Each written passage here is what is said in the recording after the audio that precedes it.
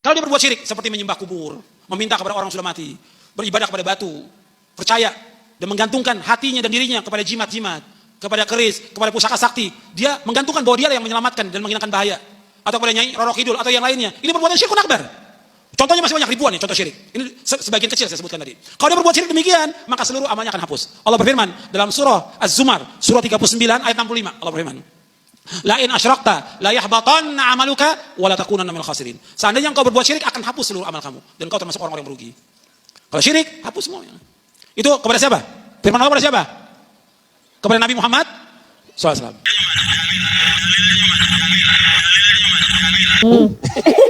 Kok pintermu keblinger toh?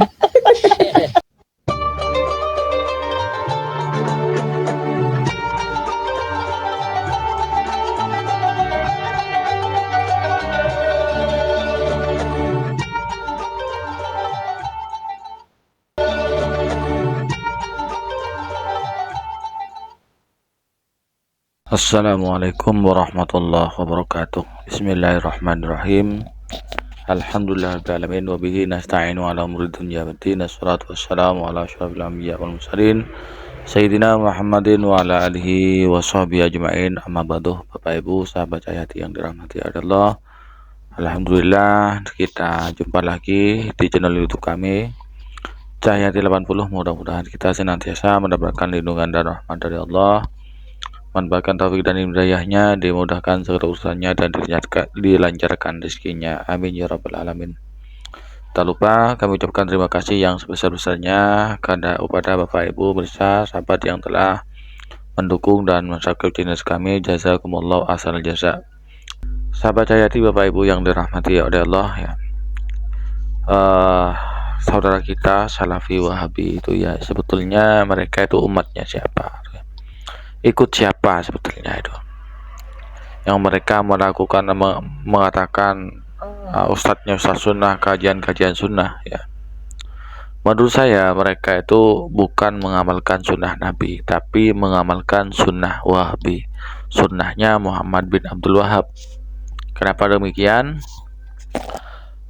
Karena amalan-amalan yang diamalkan itu kebanyakan adalah doktrin-doktrin dari mazhab Wahabi, dari gagasan-gagasan, pendapat-pendapat dari Muhammad bin Abdul Wahab ya. Contoh tawassul. Tawassul ini kan sudah banyak ustadz kita yang menjelaskan bahwasanya tawassul itu intinya adalah dibenarkan, dan itu menurut saya itu sunnah Rasulullah. Kenapa demikian? Karena Rasulullah sendiri yang mengajarkan tawassul itu, dan sudah ada dalam Al-Quran. Dalam Al-Quran sudah dijelaskan tentang tawassul. Wabtahu ilaihil wasilah, itu intinya ayatnya seperti itu. Kemudian mengusap wajah setelah berdoa atau setelah salam. Ketika sholat itu salam, mengusap wajah. Oleh ustadz Wahabi itu dibid'ahkan. Dan tak lain yang membid'ahkan itu adalah awalnya adalah Syekh Muhammad bin Abdul Wahab, dan sekarang diikuti oleh ustadz Wahabi. Ini juga bukti bahwasanya mereka itu mengikuti sunnahnya Wahabi, sunnahnya Muhammad bin Abdul Wahab. Berarti dia itu bukan mengamalkan sunnah, dia akan ahlus sunnah, tapi ahlus sunnah Wahabi, ahlus sunnahnya Muhammad bin Abdul Wahab. Zikir nyaring setelah sholat dibid'ahkan juga, padahal itu sudah ada sejak zaman Rasulullah SAW. Berdoa setelah sholat itu ustadz Wahabi melarang, membid'ahkan juga. Sementara doa setelah sholat itu adalah sunnah ya. Jadi mereka tidak mau mengatakan doa setelah sholat itu tidak ada dalilnya, berarti bid'ah. Dan itu ya, yang membid'ahkan mulai dulu itu adalah Muhammad bin Abdul Wahab.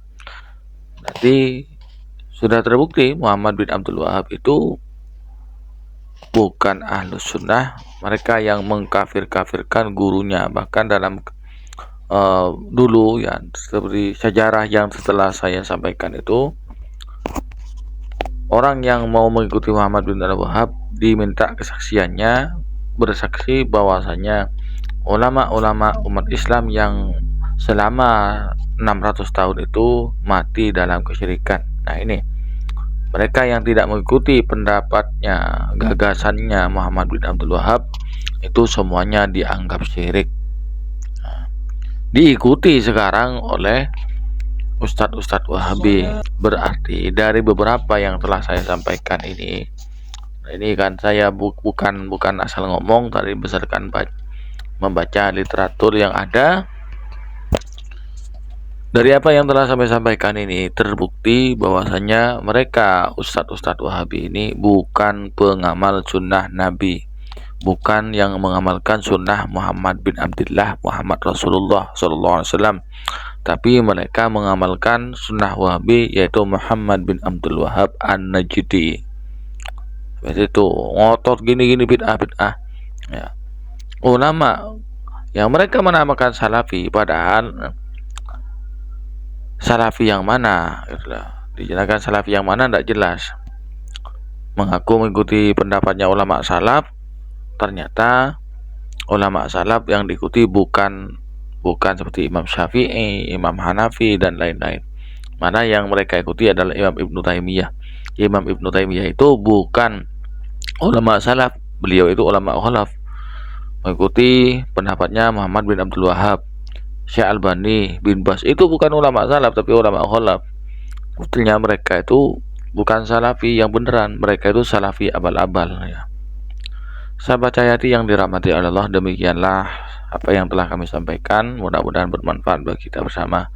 Amin ya rabbal alamin. Hadanallahu wa iyyakum. Wassalamualaikum warahmatullahi wabarakatuh.